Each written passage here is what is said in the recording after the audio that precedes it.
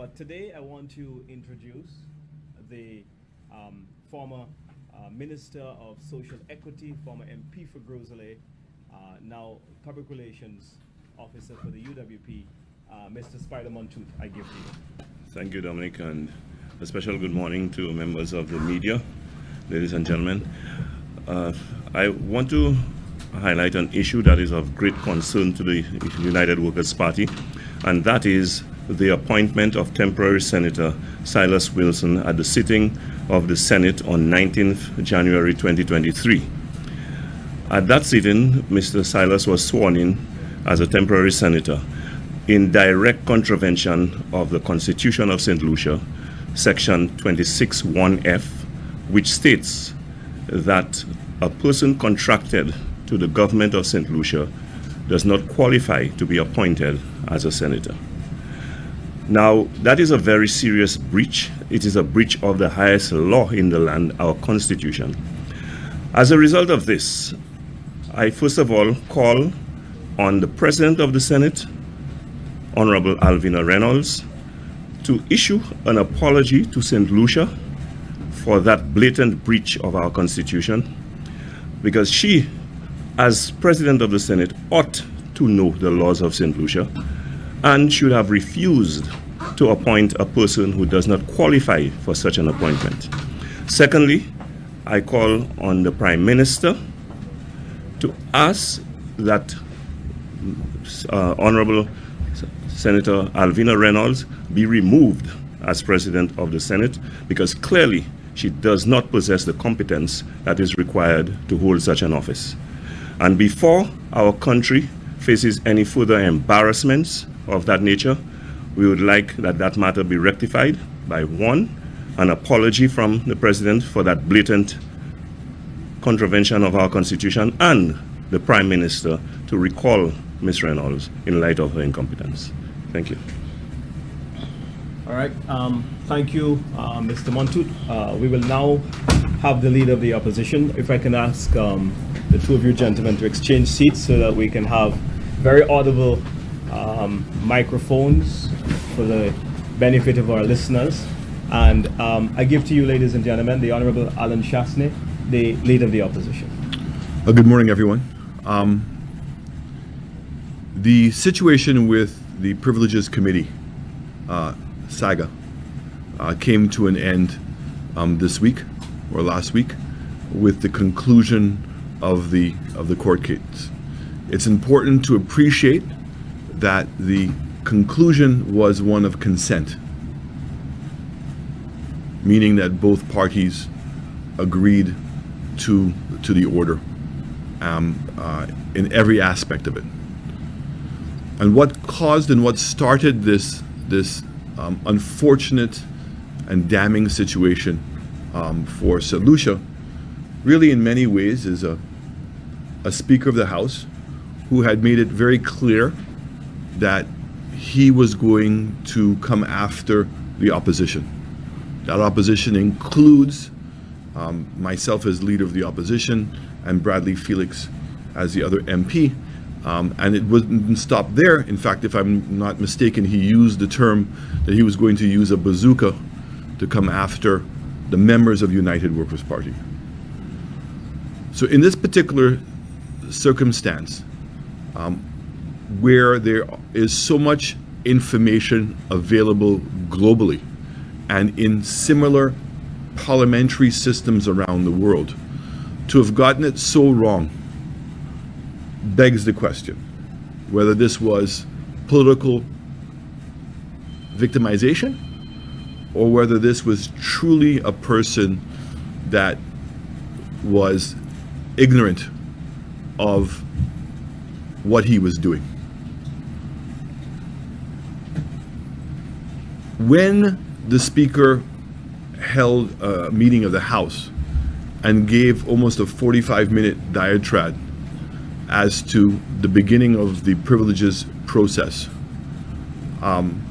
it was very clear to me, and then once I had consulted my own legal team, very clear to all of us, that the Speaker was heading in the wrong direction. And the Speaker was either deliberately or just did not know what he was doing was wrong. The Speaker followed that up with a letter indicating that the privileges case was going to commence, the committee was going to commence.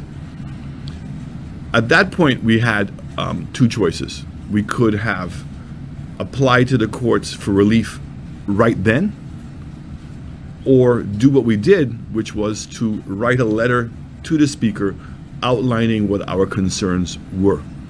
And I want to say, because it's a very important distinction, it was the belief of myself and my lawyers that the courts ought not to be involving themselves in matters of Parliament. It's only when persons' civil liberties are being breached, or any time that the Parliament is not following its own procedures that then would affect the individual rights of anyone. So we took it upon our own expense. I want to make that very clear, that when we wrote the letter, there was an expense created, of which, if in fact the Speaker had listened and had taken the advice of the letter, that there would have been no cost associated to this procedure. The letter also said that, notwithstanding these procedural matters, they all can be remedied. Once you understand what the process is, they can be remedied. So the letter was not in any way saying that the process of privileges, the Privileges Committee, should not proceed. We only want it to be done in the right way. And if in fact the Speaker, and now we can say that in hindsight, had gotten professional advice, that maybe this would have been cured at that point. But it's clear to me that the Speaker either did not get any advice or chose to advise himself. And instead of taking heed of the letter, he decided to double down on the letter. And so it's only when he said, after reading the letter, that he was going to continue to proceed in the manner which he had already prescribed, that we were left with no choice but to take the matter to court. In court, and over that weekend, it is clear that the Speaker would have received professional advice. People who clearly are certified lawyers, persons who have passed the bar. And that those lawyers would have told him that he's made a very grave mistake. And the chances of winning the case in the court are little to none. And that it's better to go to the court, admit that there was a mistake, and to give the court an undertaking that the case would not proceed. So in the beginning part of the case, their lawyers kept on saying, we've already sent out the letters saying there's not going to be the privileges, and we've already backed off of the process.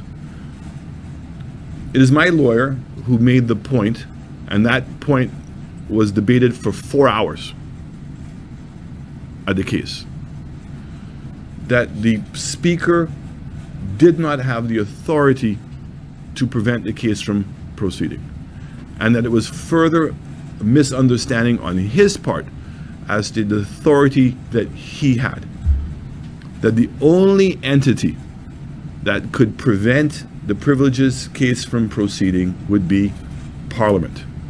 And we made it very clear that we would never want to bind Parliament in that way as an opposition. We think that that would be a bridge too far.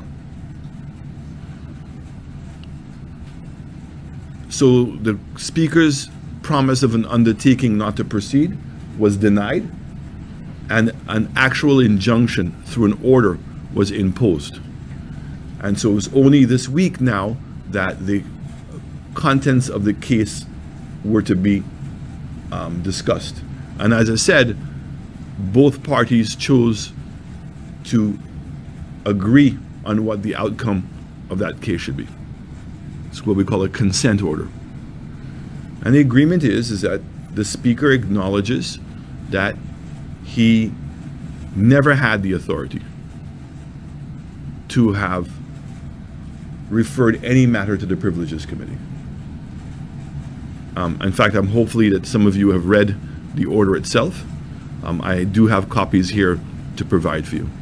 So in essence, he agreed that he never had the authority to proceed, and more importantly, what he did with Richard Fedrick and Ernest Hilaire is null and void, and is of no relevance. Okay, and that it cannot proceed. So this has left us with three very important points on this matter. Point one is, who advised the Speaker? What process did the Speaker go through in devising this scheme? And how did he get it so wrong? And what level of accountability should he take in that happening? Two, that because he chose not to listen to the letter, to take on the letter we sent, and caused this matter unnecessarily, in my mind, to go to the courts, and therefore the court's time was occupied that could have been occupied to do other things, and now costs are having to be paid. So it means that thousands of dollars of taxpayers' money is having to be used in order to pay for this maladministration of the Speaker. The third thing is very, very important. Why? Why did the Speaker choose to do this, go on this trolley by himself? And sadly for us as an opposition, we can only say that this is political malice. The Speaker clearly was intentionally trying to embarrass myself as the political leader of the United Workers' Party, to send a message to the rest of United Workers' Party members that I'm not scared of even your leader. And if he was successful, what message would have been sent to the rest of the United Workers' Party members?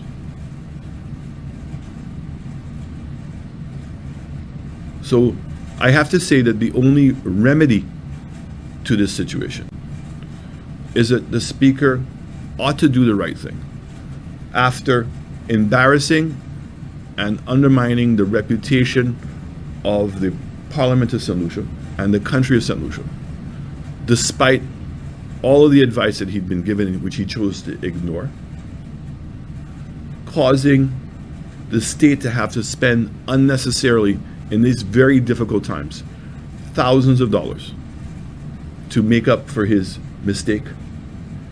And the clear evidence that this had to be political victimization at the expense of the reputation of St. Lucia and at the expense of the taxpayers of this country. He should resign. And if in fact he does not resign, and you have a prime minister who continuously says that the country is going to be transparent and that he's going to hold people accountable, and if in fact we are to give him any credence, which so far we have not, because it seems to be those words only apply to other people, do not apply to anybody in his own party or anybody he decides to bring into his own circle. But you can always start somewhere. And in reality, there should be a vote of no confidence in the Speaker in the House if he refuses to leave. Because moving forward, how can anybody trust any decision he's making when he's acted so irresponsibly, so callously on this particular situation? And there are other examples that are only brought even more to the mind when we now see clearly, transparently, what has transpired. I think it's important that I just read really the two critical things here.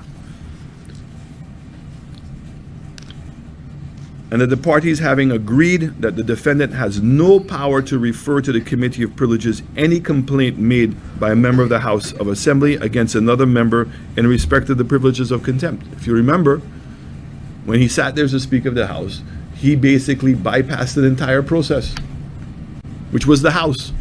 It was supposed to go to debate at the House, and was for the House to debate it and for the House to vote to send it to the Privileges Committee. The Speaker does not have the authority to bypass that system. Even if he may know that there's a 15-2 and that the conclusion may be the same conclusion, he cannot bypass the process.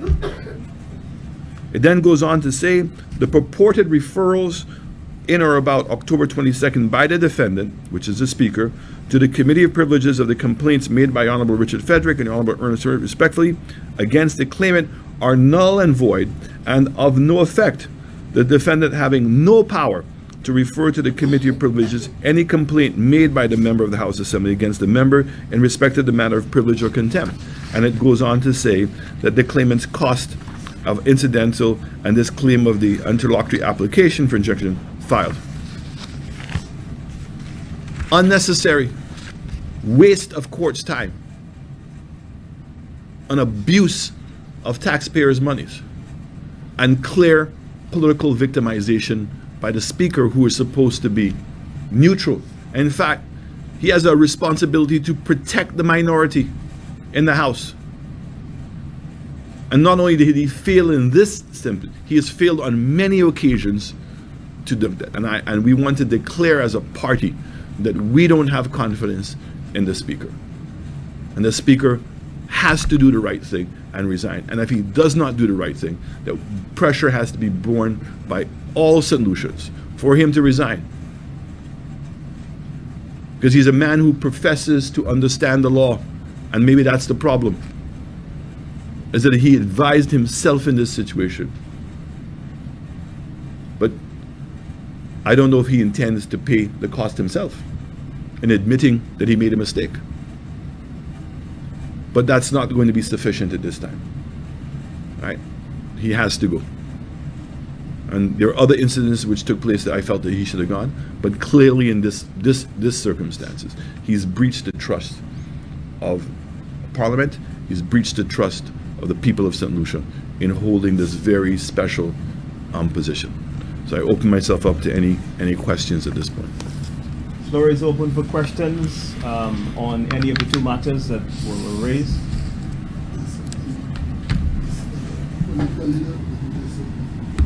Now that you say that the Speaker has been found wanting in breach of the Constitution, but how feasible do you think the vote of confidence, seeing that you have two members against 15, how feasible do you see this vote of confidence? And if moving forward, what are the options or all the alternatives can bring to bear on the Speaker advocating that place?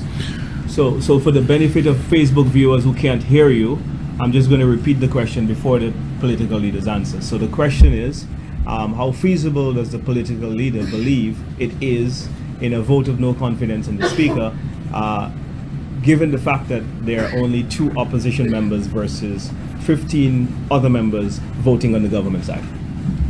It's a really good question, and I think I want to answer that question very clearly. There's a situation in the House which is called a division. Are you familiar with that? Yes? So if in fact there's a vote and the Speaker in any way has concerns as to whether in fact there was whether the ayes had it or the nays had it. But there's also time when a division is used in order for it to go down in public record as to what position people took. Right? A very, very important division outside of St. Lucia, if I can remind you, was a division that was taken in the U.S. House over a war in Iraq. Remember, there was claims that there was weapons of mass destruction, and there was much concern as to whether, in fact, that was truthful or not. Okay? And that division comes back to haunt many senators and many congresspersons today, now that the facts have come out. A division is necessary. because this is a very important moral situation, an ethical situation. On our members of the House going to prioritize the support of their party versus the support of their country. And there are times when we're confronted with that as parliamentarians. And if we're going to sit in the House and blindly support our parties, then the question is the voters need to know that. That when the time came to choose between country and party, you chose party. Especially in a situation like this where the evidence is so blatantly clear.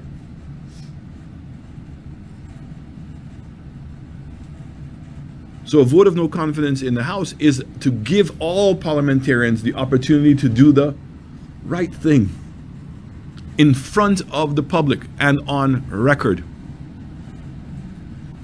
Because if a man or woman votes against this, then how do they vote against anybody else? How do you ever take anybody to the Privileges Committee if in fact that you can do wrong? And that's the process that we have. And it's not about what people say anymore. It's about what they do. And putting people on the spot to vote on issues is an important thing. So on a matter like this that is so clear-cut, parliamentarians have to show, are they genuine? Did the Speaker of the House act in ignorance to the law and to the Constitution? Clearly, yes. Why? Did he get advice? Clearly, it suggests he didn't. Question is, who advised him? It would appear he advised himself. He did his own research.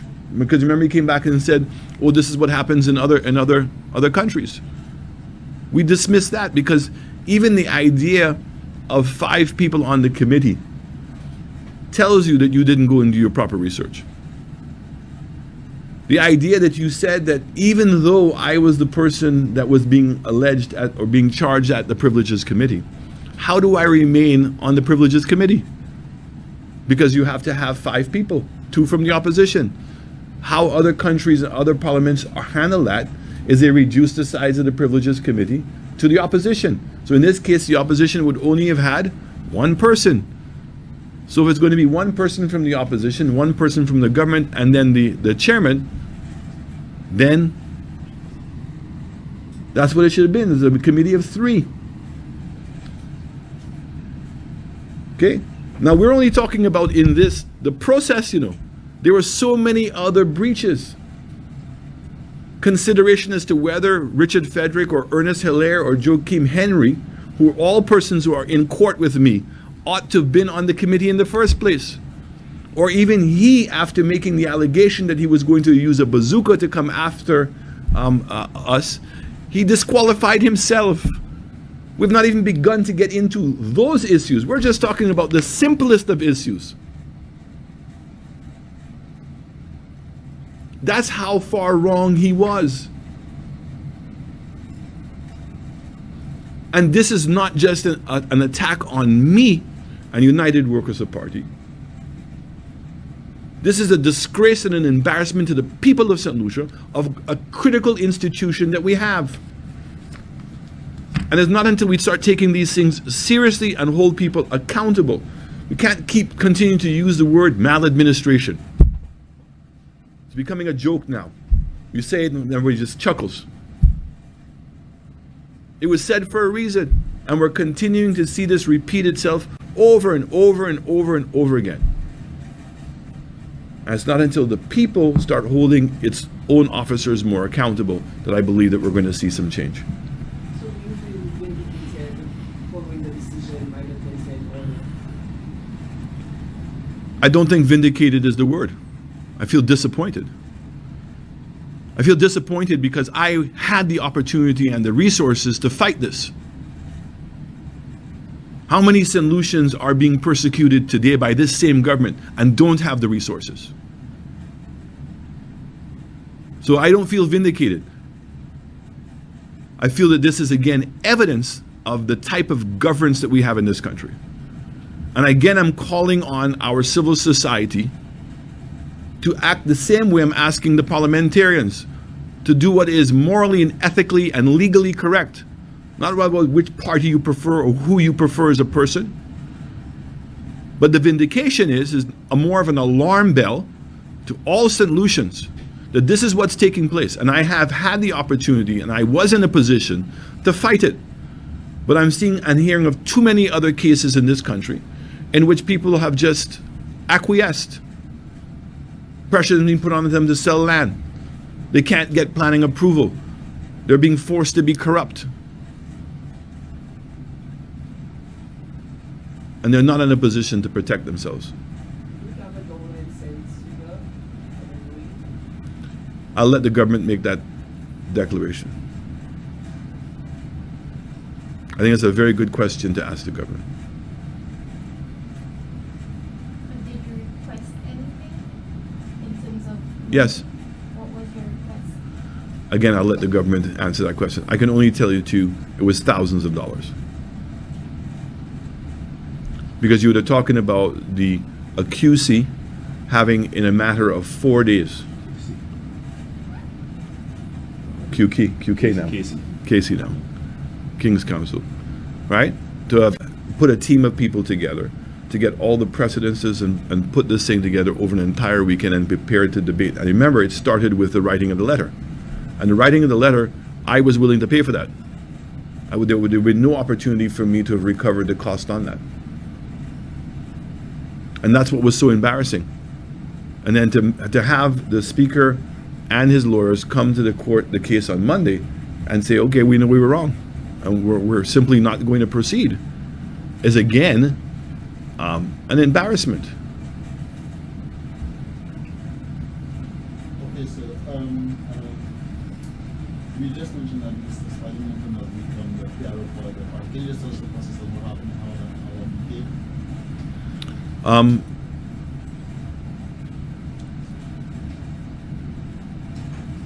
The court case that was brought against the party by 3 of the chairpersons was a request that the court prevent the party from having any executive meetings and any national council meetings until the party bring back Castries North executive into our executive. Most of you would be aware that just before the elections, or just when the elections was announced, Stephenson King announced his independence and that he was going to be running as an independent candidate. And many, if not all, of the members of that executive in Castries North went with him. So much so that the office was changed from yellow to blue, and all of the materials. And there's a mechanism to deal with that in our party. And the mechanism is our National Council. Sadly for us, very soon after the election, our chairman and our deputy chairman resigned. And the decision was to bring in an interim chairman, 2 interim chairpersons, to bring the party to convention as quickly as possible. Well, over a year has gone by, and that interim group have not been able to bring the party any closer to the convention. And then all of a sudden, this request that was being made. Now, the court ruling, because it went to court, was that none of them had any standing. Castries North had to be the one to complain. And really, the chairperson of Castries North. So who's the chairperson of Castries North? And in the affidavit, they said that Stephenson King had not resigned from United Workers' Party. I mean, all of you would have heard the comments that he made, and they know that he ran as an independent candidate. He's now currently sitting in the cabinet of the Labour Party as a senior minister. Right? I don't know if there's any doubts in your mind as to whether he resigned or not. And so there was the question of whether in fact the party, there was an injunction against the party or not. And this case was very similar to the Privileges Committee case. And our chairman is exactly like the Speaker of the House. He presides over meetings. Doesn't have the casting vote. He does have the casting vote, but he doesn't have a veto power. And in our case, our chairman and our general secretary gave the undertaking not to proceed with any meetings. So once we had gone to the court and had confirmed with the court that there was no injunction that the court put on to the party. In fact, the court said it did not even coerce the chairman. But the chairman gave this undertaking. The fact that it was in the order, the question is, did the chairman have any standing to be able to do that? Now, the fact is that the executive meetings that were called by the executive of the party. So it's like having a board. Board of directors calls a meeting. Can a chairman and the CEO of the board by themselves stop the meeting from happening? These are just common sense questions you have to ask yourself. So the court ruled, well, it wasn't a ruling, the court pointed out that in agreeing to accept the undertaking by the chairman was because they saw him as a senior officer, and they saw the Secretary General or the General Secretary as a senior officer. But the reality is that we knew in our party that the decision to have the meeting was made by the National Executive. So the National Executive, after the court case, held a meeting in which Mr. Augustine's resignation, which was made since December 22nd. So right after the court case, he sent us notes to say that he'd resigned. He then sent another note the following day reinforcing that he'd resigned. We had a meeting, and at that meeting, we appointed some vacant positions. So sadly for us, Norbert Williams had passed away, and we wanted to give it some time, and we asked Leonard Montoute to come in his position. You know, Spider brings a tremendous amount of experience in terms of his knowledge of the party. Clearly has been in several cabinets, understands a lot of the issues that we have to confront with, and we think that the party would be better off. We think the media and the public of St. Lucia is going to be better off having a person as accomplished as he is and as articulate as he is on these particular issues. And there will be a team in place to support Mr. Montoute behind the scenes. We agreed to bring in Nancy Charles as the mobilization officer.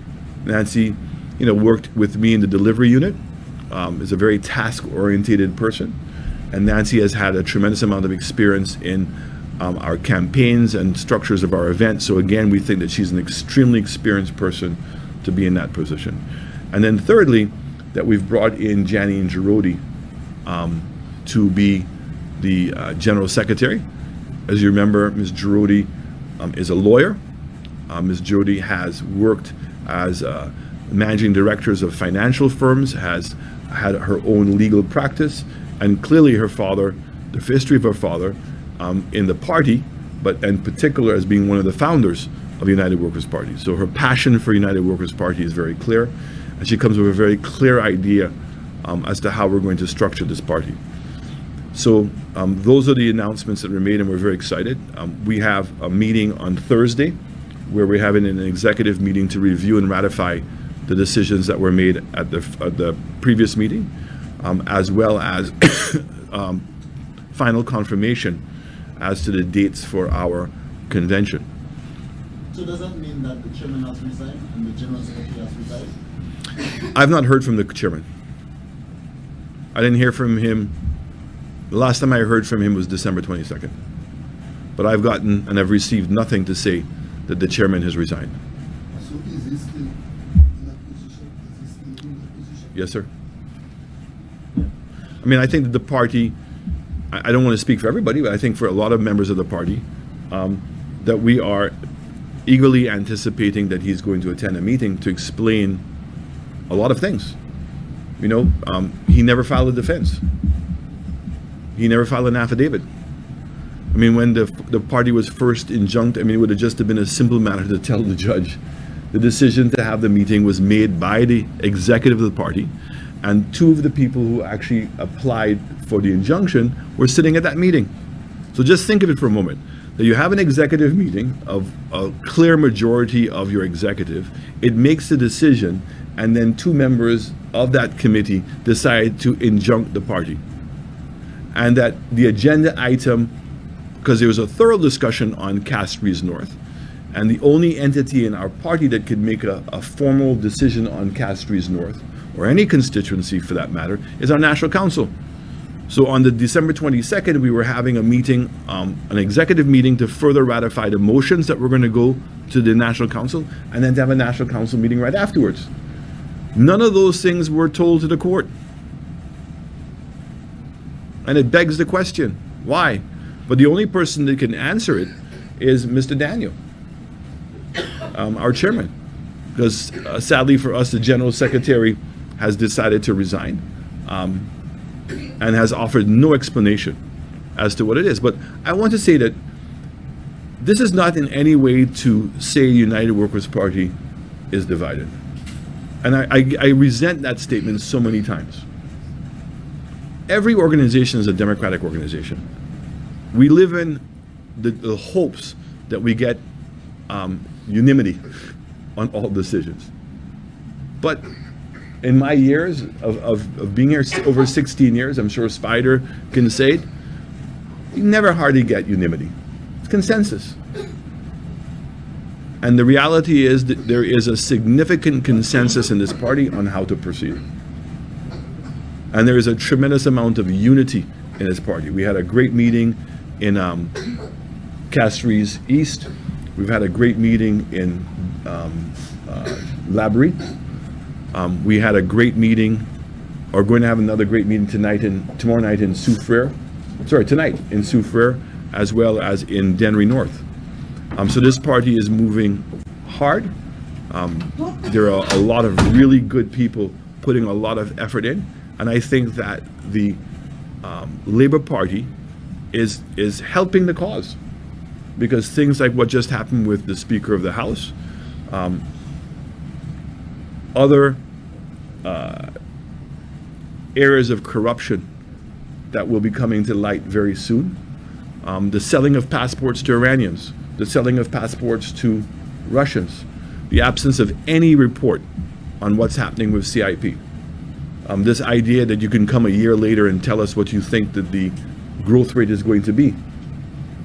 Nothing. No unemployment numbers, no economic numbers. There's absolutely like a government that believes it's acting by itself. And so the reality is that people are suffering on the ground. The government's policy towards inflation, the government's policy towards crime are angering people, the condition of the roads in this country.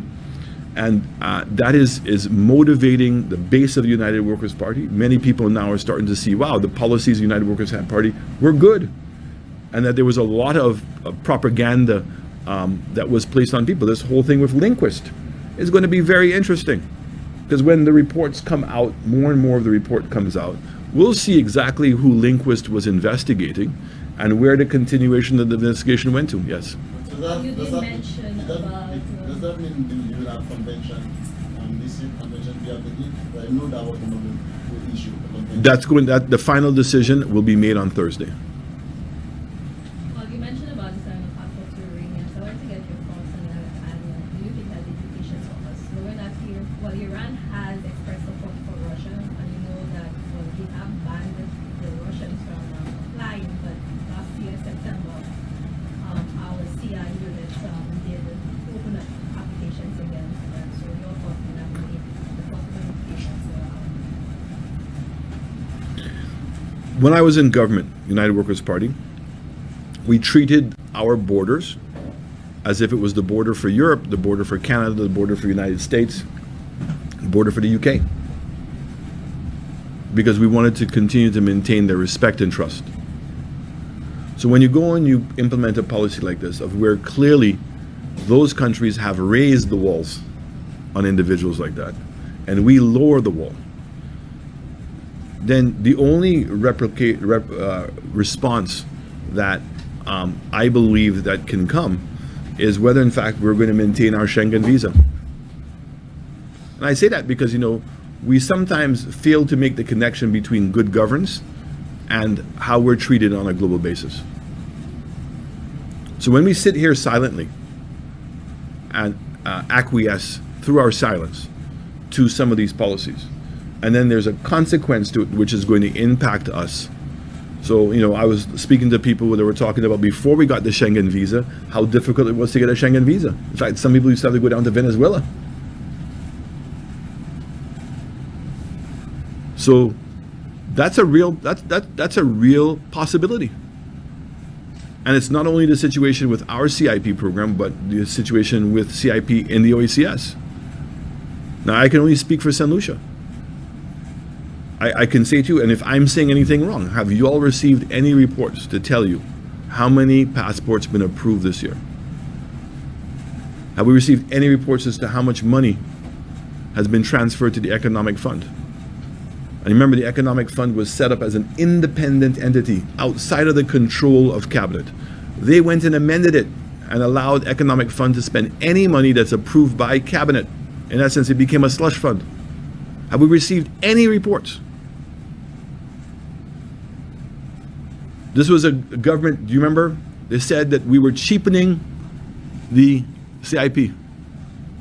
Have they come publicly and admitted that they've lowered the price from 300,000 to 200,000? You'd have thought that the first place they would have made that pronouncement would have been here at a press conference. Nothing. And so these are the kinds of things. So imagine if they're being silent to us and they're being silent to all of our international partners. There's going to be consequences. And I'm very scared for many St. Lucians as to what those consequences are going to be. Did you, during your administration, did you ever have a meeting with the FBI regarding, I guess, because yesterday was, I think, all the CBI countries in the region that met with the FBI. Did that ever happen for you? No. In fact, when we came in as a government, and we made it very clear that we were not going to rely on third-party approvals. I hope when I say that, everybody understands what I mean. So there's two approval processes at CIP. There are the private companies, like the accounting firms, that do a due diligence. And then there is the regional one. Now, if in fact that you're going to be giving citizenship to persons in your country, and that by virtue of your St. Lucian citizenship, that they're going to get rights within CARICOM and OECS, don't you believe that there should be some kind of regional knowledge and approval process? And that was Impacts. And I can tell you that when we first started, Impacts was not accustomed to getting those applications. And it took us almost a year and a half to get that information, that process finalized.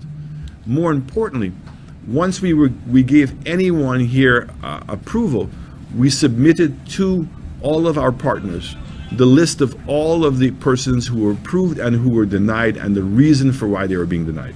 So that information was being shared.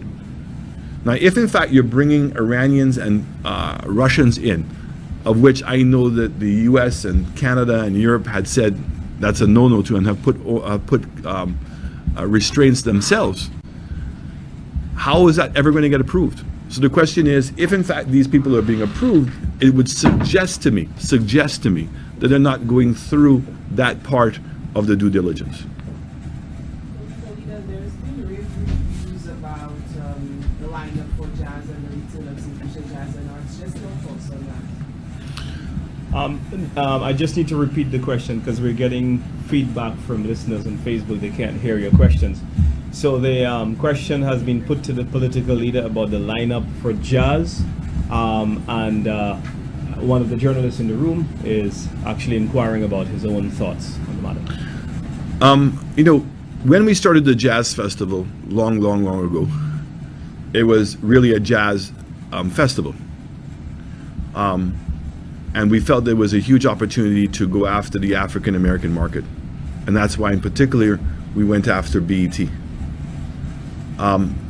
Once we lost the TV coverage, and like many other jazz festivals around the world, it started becoming more of a music festival. Look, all the great festivals, Montreux, New Orleans, all around the world, everybody wants it to be bigger and better. And sadly, jazz musicians by themselves don't have the ability to create that kind of buzz. But it's about capacity. And we've gotten to the point, the last year of labor in 2016 or 2015, 2016, no, 2016, that they spent $14 million on jazz. And they had given away almost 10,000 tickets for free. And it had gotten to the point that the majority of the people that were staying in the hotels weren't guests, but were the bands and the production. And yet there was no TV. So what was the purpose of this event? We believed as the United Workers' Party when we came back in that we should create a summer festival. So smaller festivals spread out over the period to really bring people for the entire summer. And that the biggest festival should be Carnival. And we felt that Carnival should become the biggest festival because the persons who are playing in the festival are our artists. So imagine being able to get our local artists to be paid even half or a quarter of the fee of what some of these international artists were being paid. They were paying some artists as much as $200,000 to perform in St. Lucia. And the economic spin-off was not there. It was just a big hype. And yes, for St. Lucians, a huge opportunity to go and see an international artist at a very affordable price. I get that. But at what cost? And is that really the role of the government? So here it is now that they've gone back to a jazz festival, which is predominantly foreign-centric from the bands. Where are our local bands? And is not this resources that could have gone in to have expanded and made Carnival even better? St. Lucia had already now developed a reputation as being one of the top carnivals in the Caribbean, and I think with some more resources, some greater effort, that it could actually become the best outside of Trinidad.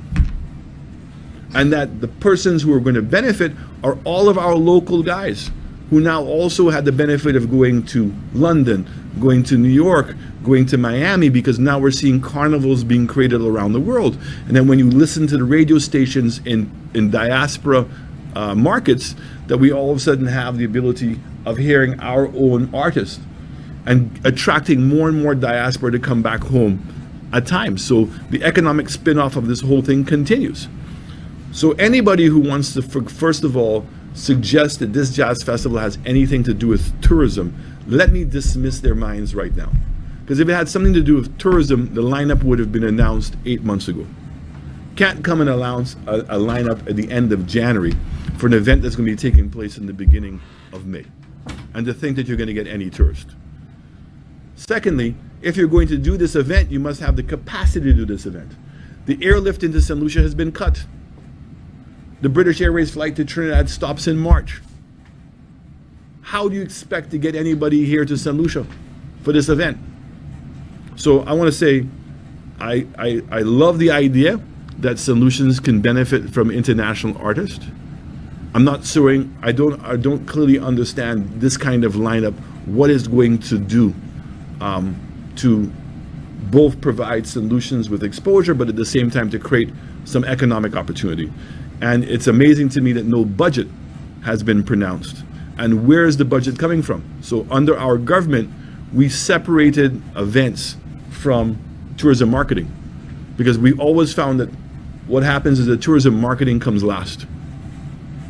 So are we using the head tax that we're getting from tourism to pay for this?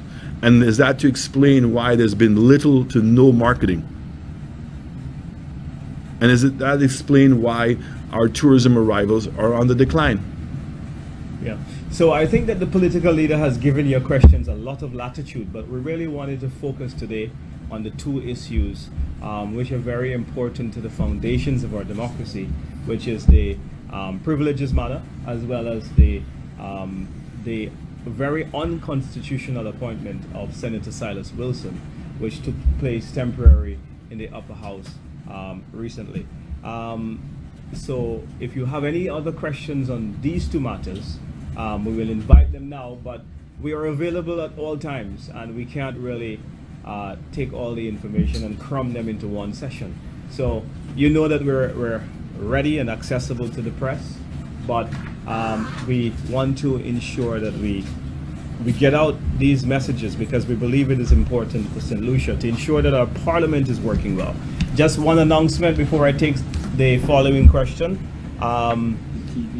So we just want to make a slight correction to members of the public that the meeting, which was stated here for Soufriere tonight, has been actually rescheduled for Dennery Valley, and just want to make that announcement. It's not in Soufriere, but it's in the Dennery Valley area. Any other questions on the privileges matter and on the unconstitutional appointment of Senator Silas Wilson? Silas Wilson issue, you said that he is contracted by government.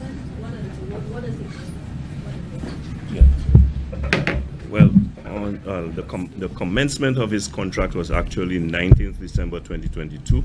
He was contracted by the Ministry of Economic Affairs as a consultant at St. Jude's. It's a 2-year contract. A 2-year contract, and you might want to find out how handsomely he is being paid. And to do what? $250,000. And we have not been told exactly what role he is going to play as a consultant on the project. Okay. You said that his appointment as a senator was temporary. Yes. How long is he supposed to? How long is he supposed to serve as a senator? Well, that I do not know. At the time, he was appointed to replace Senator Alison Jean, who was not available for that sitting. As to whether his temporary appointment has been revoked, we do not know. However, COVID-19 fixed and constitutional appointments of 2 senators to push through the COVID-19 prevention and control bill. How can we now justify that argument? let me let the leader of government at the time. I'm so happy that you brought. I'm so happy that you've brought that up. There's something you want to do? Okay. All right, so the question, just for Facebook, was brought by one of the journalists in the room that some quarters of our society suggested that while the UWP was in office, we had to replace 2 of the independent senators who really did not show up and affected and disrupted the parliamentary situation at the time. So, political leader, your own response to that. Like, I'm very happy that that's come up because I've heard that being argued by several people. The independent senators were appointed by the Governor General. The independent senators had advised the Governor General they were not going to be able to make it to the meeting. The Constitution and the standing orders give the Governor General, like would be on my side, if in fact one of my members was not going to be there, right? I have the right to appoint somebody to be there if I think it's an important enough meeting. So the United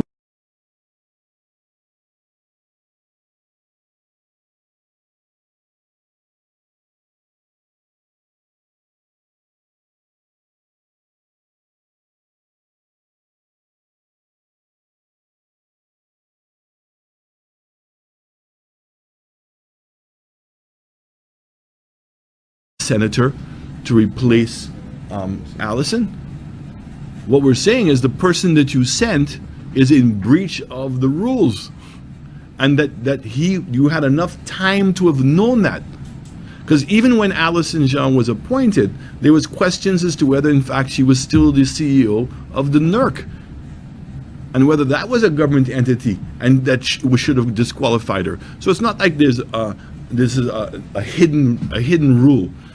Okay, this is something that's very important. So anybody who's going to be brought in, you have to go through a process of checklist of people, and the list is there by the Constitution as to what you have to qualify and what disqualifies you.